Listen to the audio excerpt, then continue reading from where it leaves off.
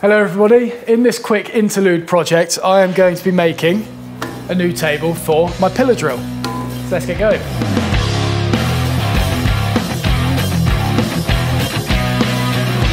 Right, so a quick explanation as to what this thing's actually going to look like. So if this bit of paper here is the pillar drill table, essentially what I'm going for with this is a movable fence on that table with some sort of flip stop coming down like that, so I can butt material against it, up against the flip stop, and then things will be able to be drilled in repeated locations. Obviously everything on this will be adjustable to suit different sizes. I don't want it to be too big though. I want it to be kind of compact. Every time I've needed to do stuff like this in the past, it's always been like boxes and stuff like that. So an idea as to what this is actually going to look like.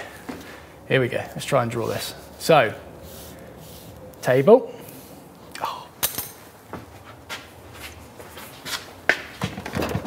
Locked. I was trying to get the unicorn pen. Oh, damn it. There we go. So, rectangle table. This is going to be pretty thick. I've got a bit of plywood that I think is about an 1.5 inches by the looks of it. So it's going to be a fairly thick bit of material. In the top of this, there's going to be 2 T-tracks running from front to back, which are these things here. This is a UJK T-track, dovetailed section, and that will be what the fence is bolted to within the table. So those will be recessed flush with the top, and then on this is going to be the movable fence. So we'll have a flat section on the bottom with holes drilled in it, and then there'll be an upright section on top of that to create, if I draw a side profile here, to create an L section. So out the top will be like the knob that you tighten it down with, and then your material will be drilled here, like that. So on the pillar drill, you normally have this area here, which allows clearance for the drill bit to go through the material and not drill into your table. Problem with this is the table is adjustable, and every now and then you occasionally drill into the cast iron. So as a result, I've got a nice little mark in the center of this where I misaligned that hole, but it's all very well saving your drill bits by lining the drill up with that hole, but if it's not supported, if the material isn't supported from underneath, then you end up getting breakout on the underside. So I want to create a table that supports the material from underneath, therefore I can drill straight through it and into a sacrificial piece below, but not make that sacrificial bit part of the table. Does that make sense? Yeah. I've been focusing on other things. Let's go for that. Let's go for that. Sorry, I'm going to get one more prop. So essentially what I'm saying here is I want a sacrificial piece mounted within this table that is removable and replaceable. So to do that, in the table there is going to be a square section recessed out. That'll be able to accept new bits of MDF once the previous one gets all chopped up with different holes in it. I'll just be able to take that out, slot a new one in, and there we go. We've got a nice bit of material from underneath. So beneath that bit, there's going to be a circular hole drilled in as well, which will accept the bobbin sander. So then I can actually get this lower within or lower below the surface of the table, so I can use up more of this abrasive grit, because at the moment, this is bottoming out on the table and I'm not able to use much of that abrasive. So that's the idea. I want to get this lower down. And it should make this table more versatile. I haven't really planned this out much, but that's kind of what I'm going for.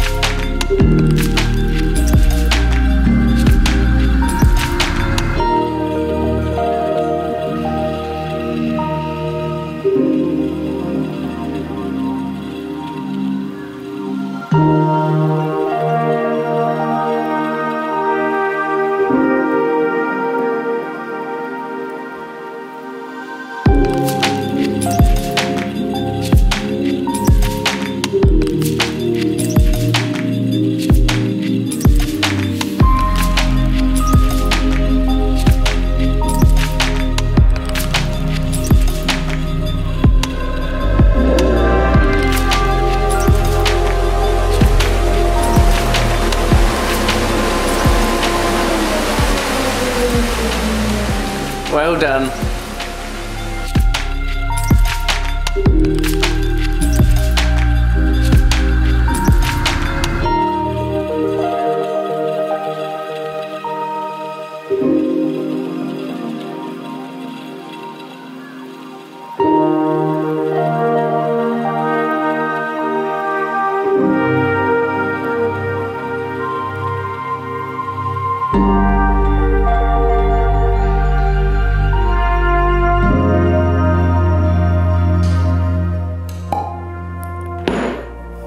I like that.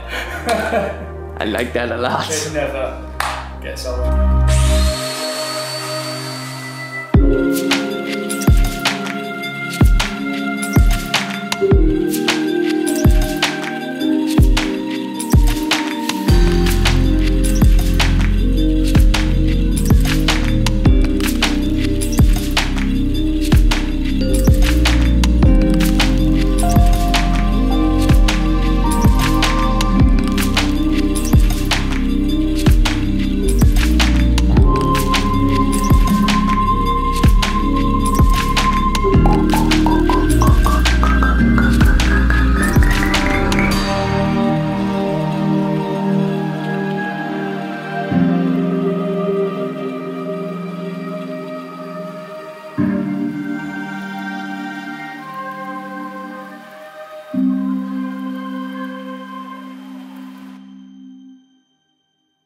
Alright, so I've got the sliding fence gluing up outside. I've made it out of solid oak, which I'll show you later. Just wanted to get that glued now so then I can work on it and hopefully get this done by the end of the day.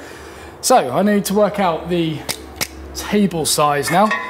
I've got 2 of these T-tracks. This is the thing that's going to be mounted on top of the fence that accepts the stops and all that sort of thing. I was just toying with the idea of maybe joining 2 of them together and making this really wide, but then it overhangs my engineered vise and it wastes one of the tracks. I've never really needed the stops to go out too far, so I think I'll just stick with one of these, being 600 millimeters long. Front to back width, yeah, I mean this table's pretty big. 450? 450 we'll go for. So 600 by 450. Yeah, that'll work, I think. So this is the bit of plywood that I'm going to be using for the base. This was originally a top for one of the workbenches underneath the lathe, I think, but I replaced it in the end. So it's good to keep hold of this. This has been horribly rounded in the factory, and like all the edges just look like it's like a big wooden cloud. It's just all bumpy and stuff. So I'm going to cut a nice crisp 90-degree edge on this, and then I'll nicely chamfer them so it's all even. I'll do that with a router. So let's get first edge marked out on here. This doesn't want to draw on glossy material. Right, so I'm going to cut this on the power tool workbench using my track saw. Oh, what's that called?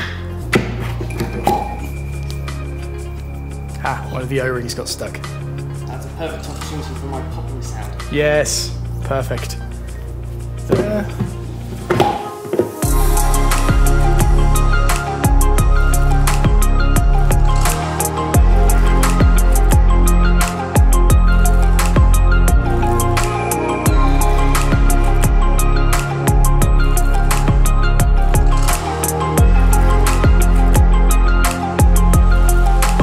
So plywood's cut to size and we've got the lovely 90-degree edges on it now, as opposed to those horrible rounded edges. Rob has just made a great suggestion that, unintentional, what did you think he had to do? Like, what were you? So you've got that oak Yeah. that you've designed to hold the red stuff over. I made this thing, yeah. Yeah, exactly. Whereas I thought the oak was going to be used to border the edge. Basically create a lipping. And That's it. yeah, in Rob's confusion, he actually made a great point that it's completely overkill, it doesn't need it, but lipping around the edge of this, particularly oak, the offcuts from the fence, it will kind of help tie this all together and obviously protect the edges as well from getting chipped over time. Good suggestion, very good suggestion. I like it, I like it. So that is what the next job is going to be. More planing, more thicknessing, more cutting.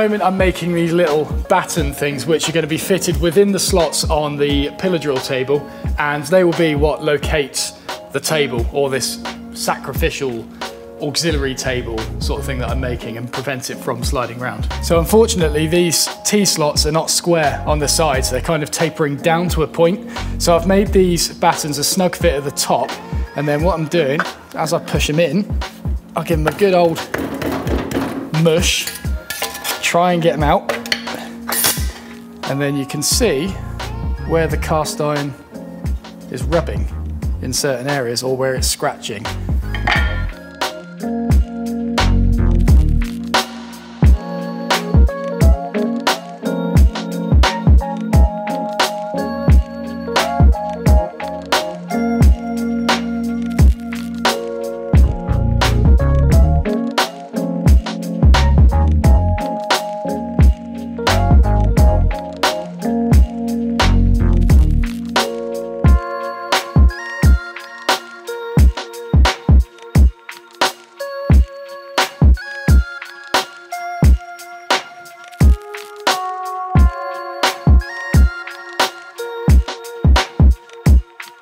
Okay, so the top's sanded. I've done it to 40 grit, so it's feeling very, very coarse, but I've got rid of that horrible glossy finish that was on there, and it's got a bit of grit to it now, so it should be nice and grippy. Now, I need to get the fence and flush it off, and just make sure that I retain the squareness when doing so.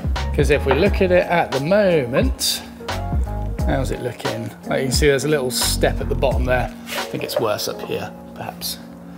Yeah, there's like a little step where the domino is kind of offset or something like that.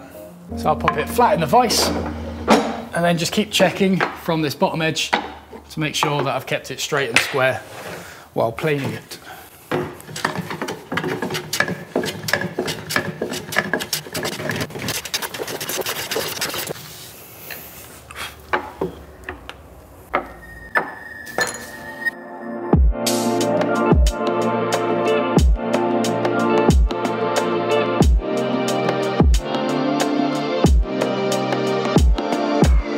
Okay, so with this fence, I've had the router tables remind me of this. I've got a rebate cutter in there at the moment from a previous project. With this fence, when that is sitting on a surface, there is potential for dust and stuff to gather in that bottom corner, which means that every subsequent bit of material I put against it, the dust is going to affect that offset. So I'm going to set this router table to take out a very, very shallow rebate on the bottom of this, and that will allow any dust to gather in there, and over time I'll just be able to brush it out or something like that. But yeah, it just gives those little things that I might have missed an area to go and prevent me from getting the wrong offset with my material.